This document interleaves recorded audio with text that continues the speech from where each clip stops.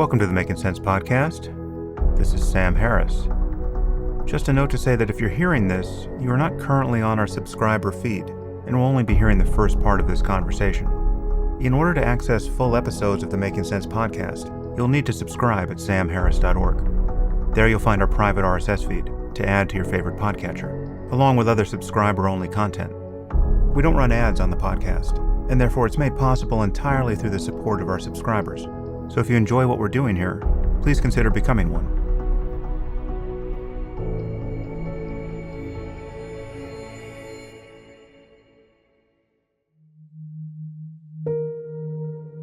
Welcome to the Essential Sam Harris. This is Making Sense of Death. The goal of this series is to organize, compile, and juxtapose conversations hosted by Sam Harris into specific areas of interest. This is an ongoing effort to construct a coherent overview of Sam's perspectives and arguments, the various explorations and approaches to the topic, the relevant agreements and disagreements, and the pushbacks and evolving thoughts which his guests have advanced. The purpose of these compilations is not to provide a complete picture of any issue, but to entice you to go deeper into these subjects. Along the way, we'll point you to the full episodes with each featured guest, and at the conclusion, we'll offer some reading, listening, and watching suggestions, which range from fun and light to densely academic.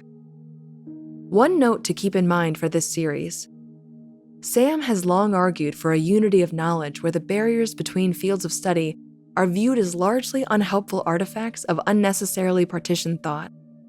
The pursuit of wisdom and reason in one area of study naturally bleeds into and greatly affects others. You'll hear plenty of crossover into other topics as these dives into the archives unfold. And your thinking about a particular topic may shift as you realize its contingent relationships with others. In this topic, you'll hear the natural overlap with theories of belief and unbelief, consciousness, and free will. So, get ready. Let's make sense of death.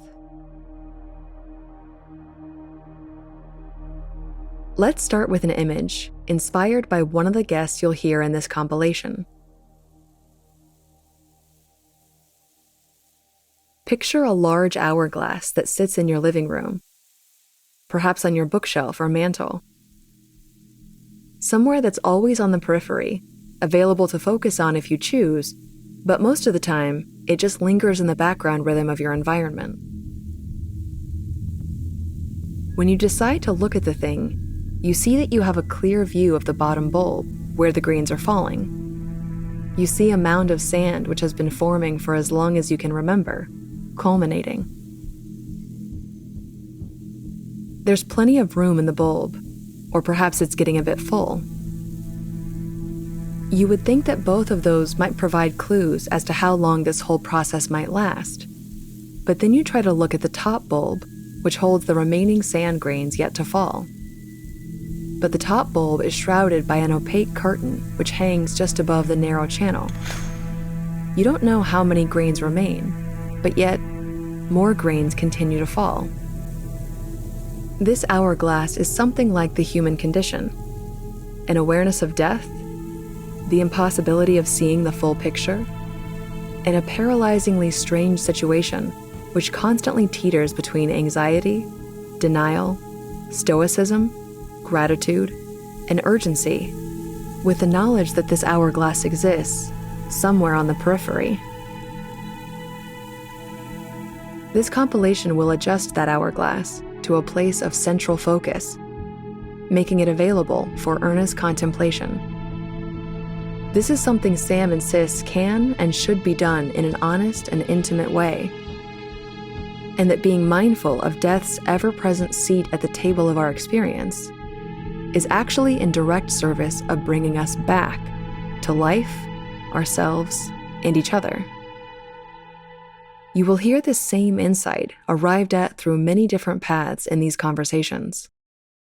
As this 10-part series nears its conclusion with the final 2 episodes, it's a good time to remind ourselves of its overall purpose.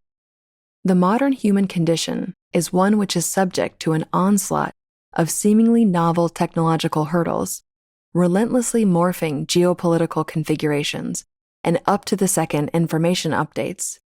It can feel like a dizzying bombardment where the struggle just to stay current and in contact with today's problems is the entire battle. The act of revisiting thoughts, observations, conversations, and considerations from years ago is out of fashion, and lately seems to take extra concerted efforts. But some topics and conversations have an eternally relevant and evergreen quality to them. Some observations, even the ones with logical mistakes which have been exposed by the benefit of hindsight, take on an important light upon revisitation. But perhaps no other topic fits the descriptor of evergreen as much as the one featured in this compilation. There will be 3 themes braided together throughout the conversations you're about to hear: life, death, and dying. These 3 threads are fundamentally intertwined, yet distinct. The death thread has an infinite and homogeneous quality to it. The way in which death is experienced, which is to say not experienced, the very absence of experience, is something like the surprisingly controversial philosophical notion of nothing. Without diverting our path too much at the start, we'll note that a deep contemplation on the nature of nothingness is bewildering and constantly borders on mistakenly giving a somethingness quality to nothing. Nothing may be impossible to conceive. It may even cancel itself out. When speaking about death, this mistake is often made when death is imagined or feared as something like darkness and silence forever. Analogizing nothing to death is like saying that you will experience death in the same manner in which you experienced Paris, France at 11:13 a.m. in the year 1292, which is to say that you didn't. And before you existed, the idea of Paris, France in that year carried no meaning, no connotation, and would therefore be unimaginable. This is the same realization which underpins the classic observation from the ancient Greek philosopher Epicurus when he wrote, "Death is nothing to us, since when we are, death has not come, and when death has come, we are not." So, of the 3 ideas braided together in this compilation, death does not actually leave us much to say about it on its own. But the way in which its ever-present stitching in the fabric of our existence informs the other 2 ideas, dying and life, is the source from which many important and illuminating ideas unfurl. Let's now hear from Sam himself, from the introduction to episode 104 with Frank Ostaseski, an episode entitled The Lessons of Death. This will be our first clip to lay out how being mindful of death paints a shade of absurdity over many of our daily interactions, non-interactions, and flights from life. Well, today's topic is a topic we all think about, while doing our best not to think about it. The topic is death. And how we think about death changes depending on whether we're thinking about dying ourselves or about losing the people we love. But whichever side of the coin we take here, death is really an ever-present reality for us. And it is so whether we're thinking about it or not. It's always announcing itself in the background, on the news, in the stories we hear about the lives of others, in our concerns about our own health, in the attention we pay when crossing the street. If you observe yourself closely, you'll see that you spend a fair amount of energy each day trying not to die. And has long been noted by philosophers and contemplatives and poets, death makes a mockery of almost everything else we spend our lives doing. Just take a moment to reflect on how you've spent your day so far, the kinds of things that captured your attention, the things that you've been genuinely worried about, Think of the last argument you had with your spouse. Think of the last hour you spent on social media. Over the last few days, I've been spending an inordinate amount of time trying to find a new font for my podcast. This has literally absorbed hours of my time. So if you had stopped me at any point in the last 48 hours and asked me what I'm up to, what really concerns me, what deep problem I'm attempting to solve, the solution to which seems most likely to bring order to the chaos in my corner of the universe, the honest answer would have been, I'm looking for a font. Now, I'm not saying that everything we do has to be profound in every moment. I mean, sometimes you just have to find a font. But contemplating the brevity of life brings some perspective to how we use our attention. It's not so much what we pay attention to, it's the quality of attention.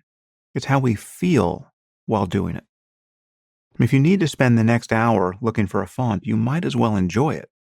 Because the truth is, none of us know how much time we have in this life. And taking that fact to heart brings a kind of moral and emotional clarity and energy to the present. Or at least it can. And it can bring a resolve to not suffer over stupid things. I mean, take something like road rage. This is probably the quintessential example of misspent energy. You're behind the wheel of your car, and somebody does something erratic, or they're probably just driving more slowly than you want, and you find yourself getting angry. Now, I would submit to you that that kind of thing is impossible if you're being mindful of the shortness of life. If you're aware that you're going to die, and that the other person is going to die, and that you're both going to lose everyone you love, and you don't know when. You've got this moment of life, this beautiful moment, this moment where your consciousness is bright, where it's not dimmed by morphine in the hospital on your last day among the living. And the sun is out, or it's raining. Both are beautiful. And your spouse is alive, and your children are alive, and you're driving. And you're not in some failed state where civilians are being rounded up and murdered by the thousands. You're just running an errand. And that person in front of you, who you will never meet, whose hopes and sorrows you know nothing about, but which if you could know them, you would recognize are impressively similar to your own, is just driving slow. This is your life. The only one you've got, and you will never get this moment back again. And you don't know how many more moments you have. No matter how many times you do something, there will come a day when you do it for the last time. You've had 1,000 chances to tell the people closest to you that you love them, in a way that they feel it, and in a way that you feel it. And you've missed most of them.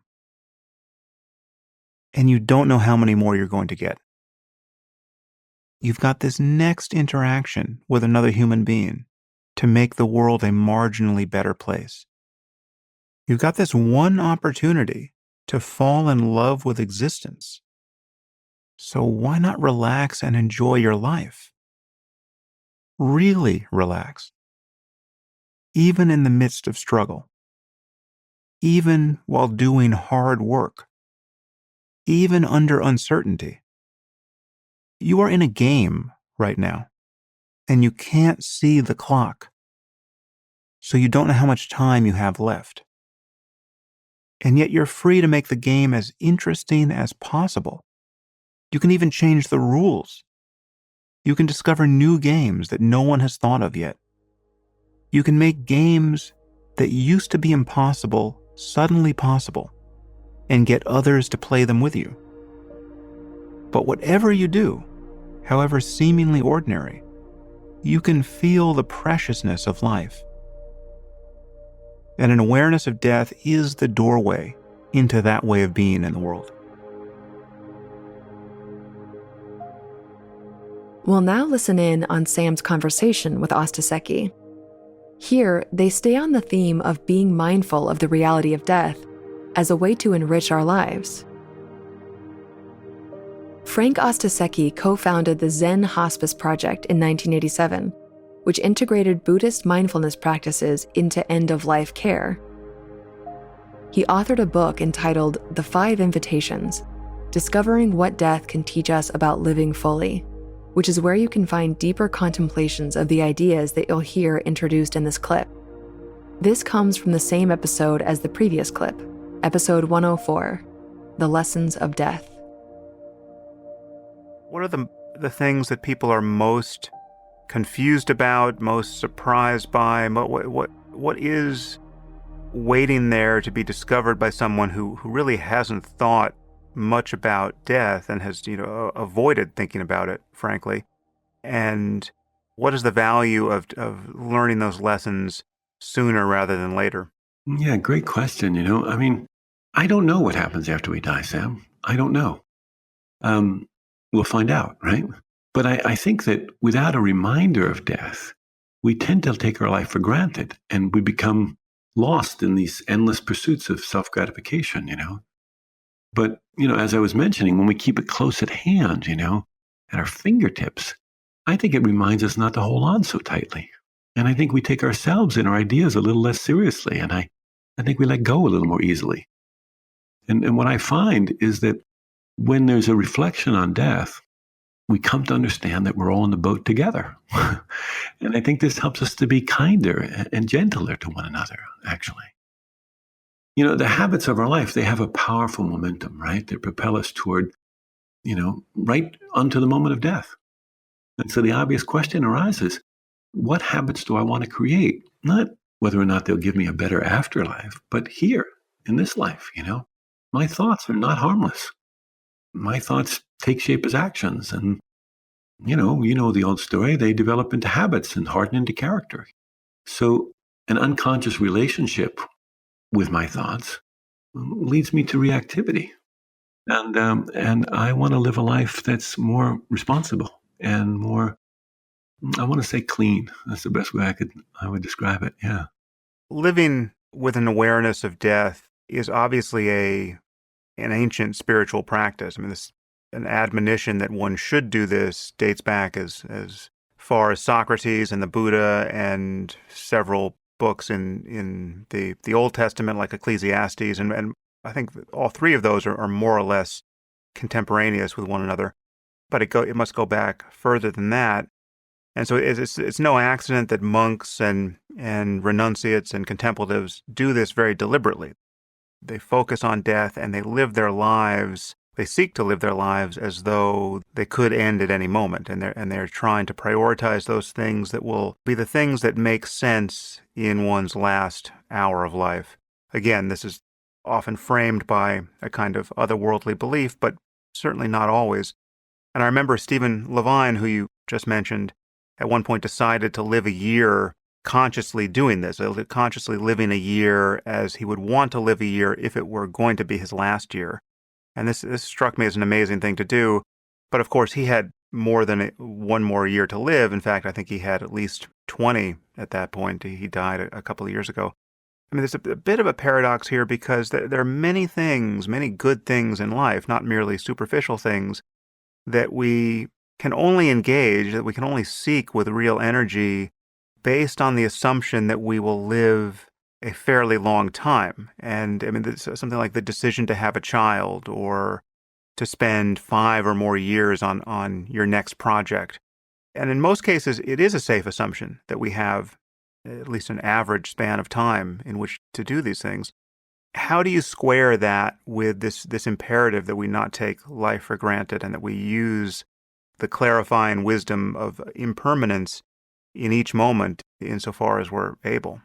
Yeah, I think that one of the ways we can shift the conversation, even the one that you and I are having, is that it isn't all about preparing for my death. It isn't all about this moment at which I stop breathing, but more about how do I live my life on an ongoing basis. I had a heart attack a few years ago, and one of the things I did after that heart attack is I did some reading about other people who had had heart attacks. And one of the people I read up on was Maslow. Maslow suffered a near fatal heart attack at one point in his life. And afterwards, he wrote this beautiful thing. He said, the confrontation with death and the reprieve from it makes everything look so precious, so sacred, so beautiful that I feel more strongly than ever the impulse to love it, to embrace it, and to let myself be overwhelmed by it. He said, my river has never looked so beautiful. Death and its ever-present possibility makes love, passionate love, more possible. Now that's beautiful, huh?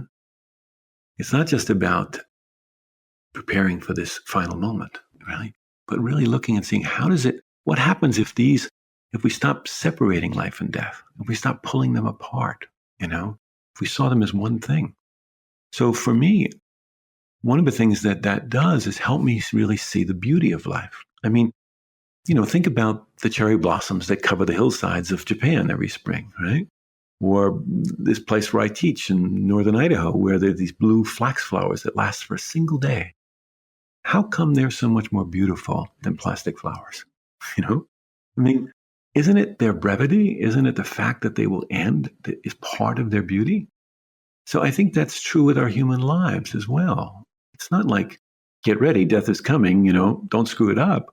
It's more like, oh, how do I appreciate this? So for me, being with dying is a lot, has built up in me a tremendous sense of gratitude and appreciation for the fact that I'm alive. And so it isn't just about, trying to cram for a test, right? This final test where we think we're going to pass, fail. I don't know what happens after we die. I don't know. We'll find out how it is. But what I do know, and this is interesting, Sam, is that everybody's got a story about what happens after they die. And my experience is that story shapes the way in which they die, and in some ways, even the way in which they live their life. We could talk about that. And that's, I remember being with the president of the California Atheist Association who came to Zen Hospice to die. I was really proud that he came there, that he didn't feel anyone was going to push any dogma on him, that we weren't going to try and talk him into some kind of belief system, and that it could go the way he needed it to go. It's not my job to convince him of something otherwise. It's my job to find out what's his vision. How does he need to go through this? Actually, I want to ask you about that because it has struck me more and more that secularists and atheists are really lacking resources to guide them, both when they get sick and need to think about their own deaths or confront the deaths of those close to them.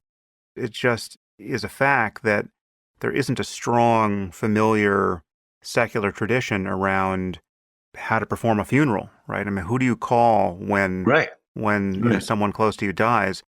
No matter how atheistic you are, many people are left calling their rabbi or their priest and just asking them to dumb it down, because the only people who know how to perform funerals and the only language around these moments in life is just explicitly framed by religion. And it needn't be. I mean, I did hundreds of memorials for people through the AIDS epidemic, and most of them had no, as you say, some of them had an early religious training, and we can talk about how that influences the way in which we die, by the way. But, so we had to create things. We had to draw, ritual, how it is with ritual. Ritual has this way of bringing forward the truth that's already there in the room, in a way. True ritual, different than ceremony, evokes something fundamental in us, we could say. It might draw on an ancient wisdom or some, ancient practice, but really it's about how do we evoke the truth that's right here, right now? That's often what characterized a lot of the memorial services that I did. But one of the things that I saw with people, whether they had religious training or not, one of the things that really mattered most to them was relationship. What's their relationship? With themselves, with the people that they cared about in their lives, with reality, however we might define that.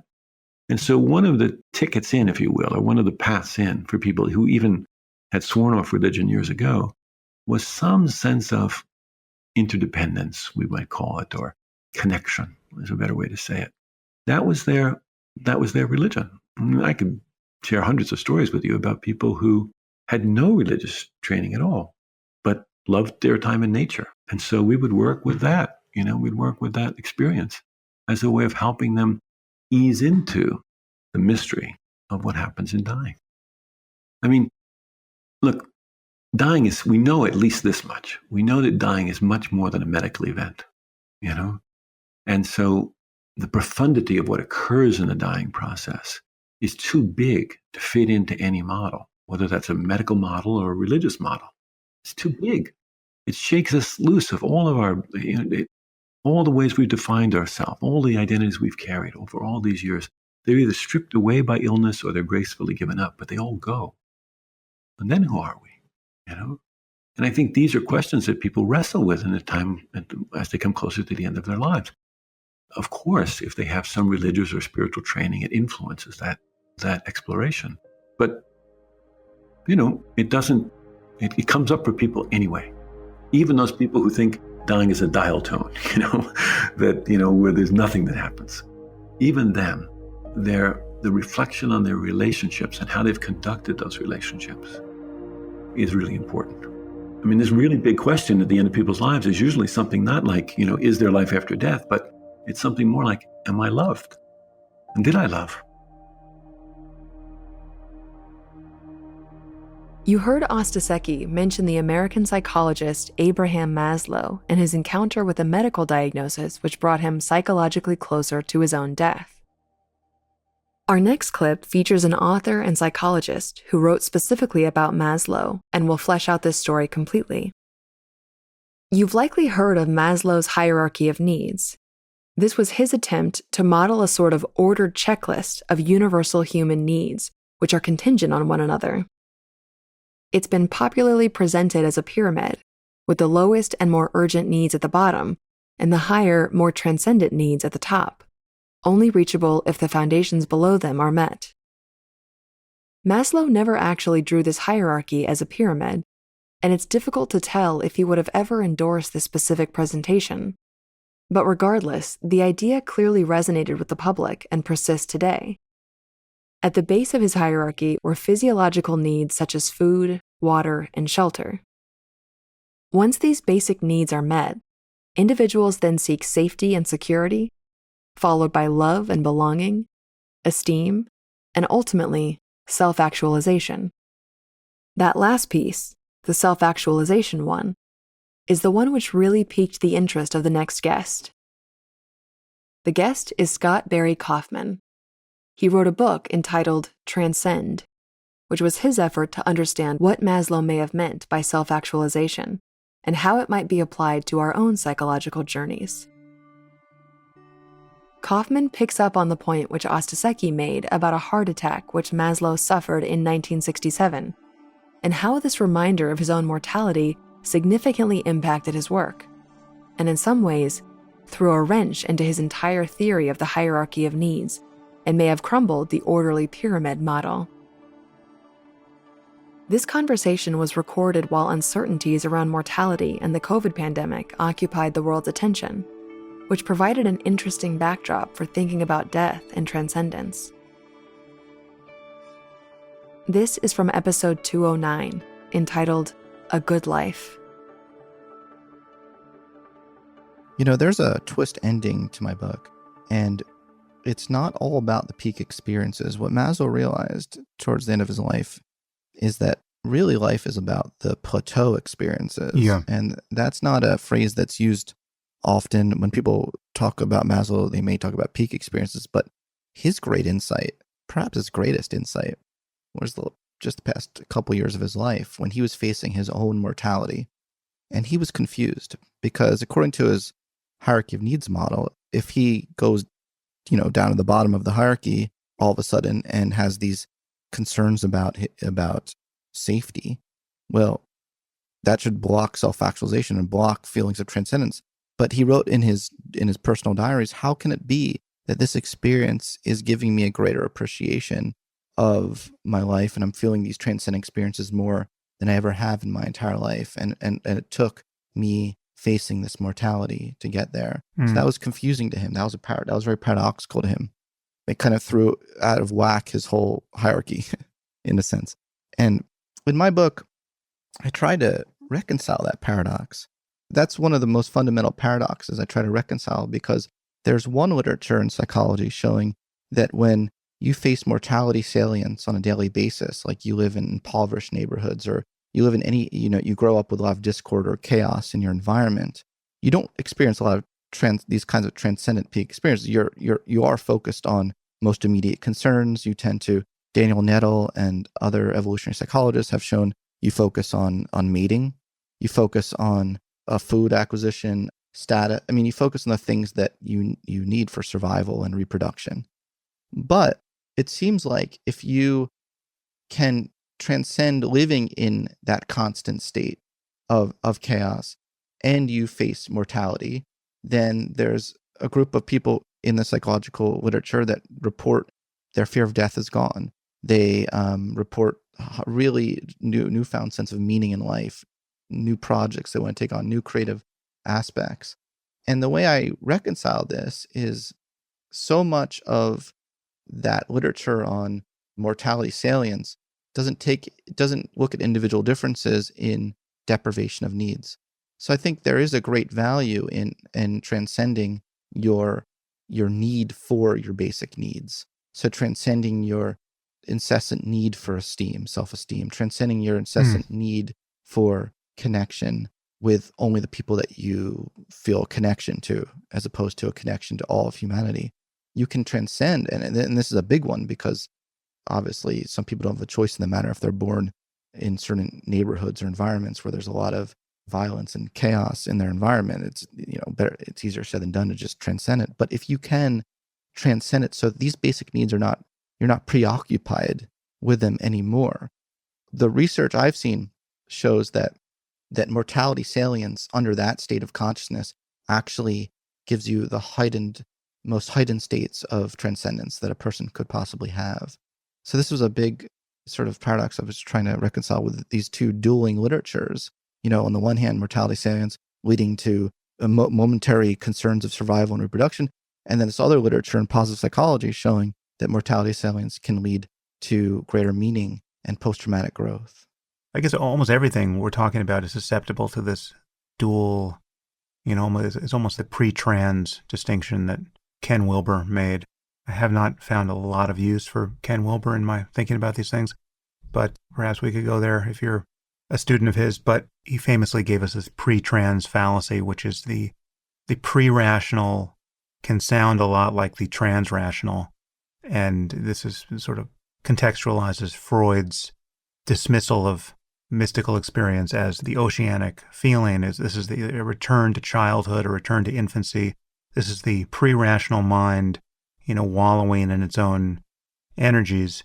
And Ken Wilber, I think, quite usefully pointed out that it can sound like that, but the transcendence of separation that one can experience after one has the full toolkit of rationality on board is not the same thing as a return to infancy. It's the trans-rational, so it's hence the pre-trans fallacy.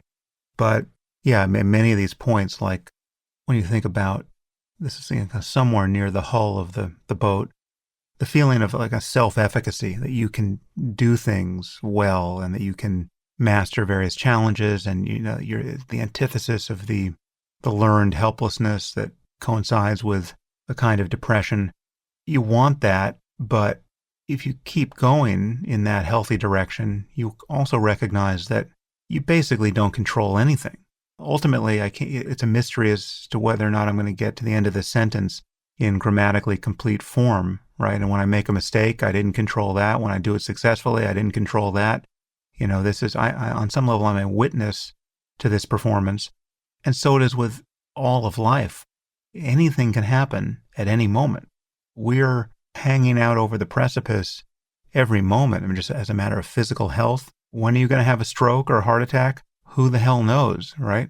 This is just a probability distribution over each moment that you have to learn to live with. And yeah, this pandemic has taught many of us that history can swallow up a society with nothing more than a microbe born of a sneeze or cough, on a moment's notice. And we're still trying to dig out from the implications of all this with the understanding that it could have been 10 times worse and may yet be 10 times worse the next time around. So it's the sense that we really can control anything is an illusion, and yet at one level, and that's not to nullify the difference between feeling self-efficacy in the midst of one's various projects and feeling like one can't do anything worth doing. I mean, that's still an enormous difference. I don't know if I've resolved that paradox, but I think it's the degree of focus, the kind of the wide angle or the microscopic focus. Each can be useful by turns, and the microscopic focus reveals that control is imaginary. The wide angle is there's orderly behavior and getting what one wants out of life, and all the failures to do that, and those are different. Yeah, at the heart of a lot of what you're saying, and you're saying a lot of really good stuff, at the heart of a lot of it is the fear of uncertainty. This is just cuts through it all. You can live your life with a fear of uncertainty, and the greater, and sort of a linear way, the greater the fear, the more we go into this state psychologists have identified, psychological entropy, where we, at the ultimate extreme, we just can't cope and we get depression, we feel helpless, as you mentioned. Or you can live in a constant state of exploration. And exploration means that you are actively exploring the unknown. The unknown excites you. The unknown entices you. The more you can master and challenge the unknown, the happier you are in your life.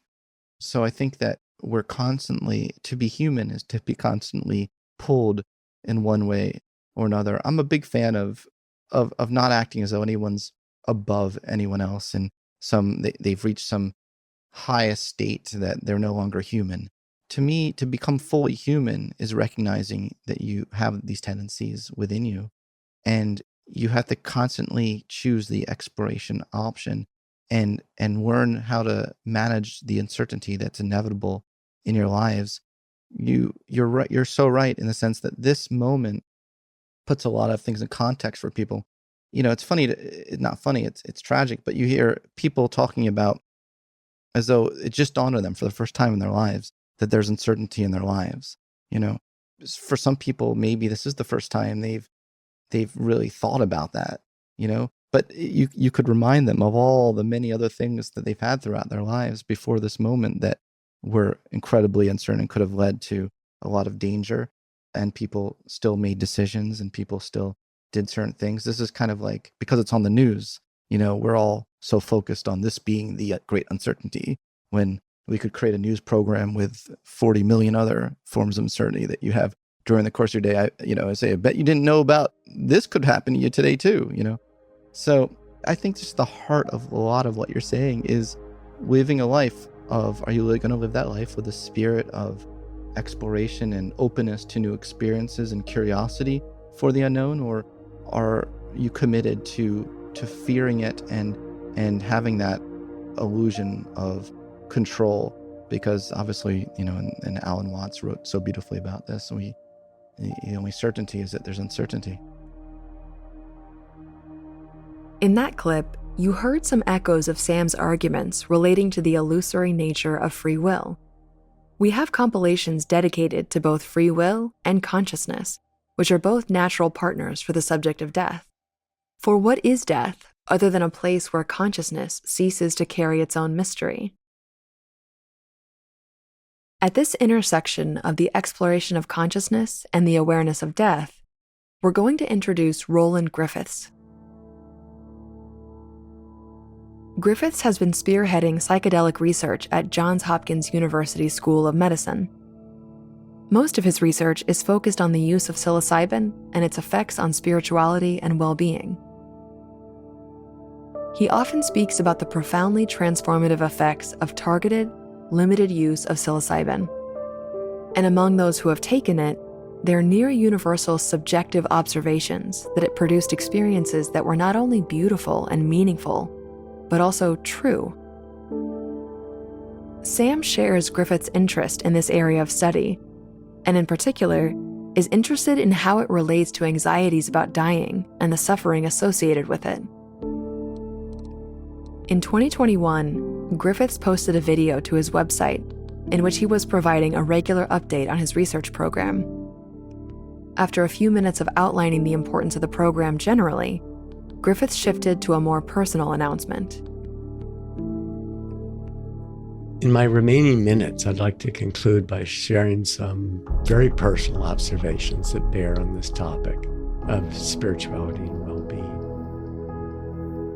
10 months ago, I went in for a routine screening colonoscopy, blaming myself to be very ill. If you'd like to continue listening to this conversation, you'll need to subscribe at samharris.org. Once you do, you'll get access to all full-length episodes of the Making Sense podcast, along with other subscriber-only content, including bonus episodes, and AMAs, and the conversations I've been having on the Waking Up app. The Making Sense podcast is ad-free and relies entirely on listener support, and you can subscribe now at samharris.org.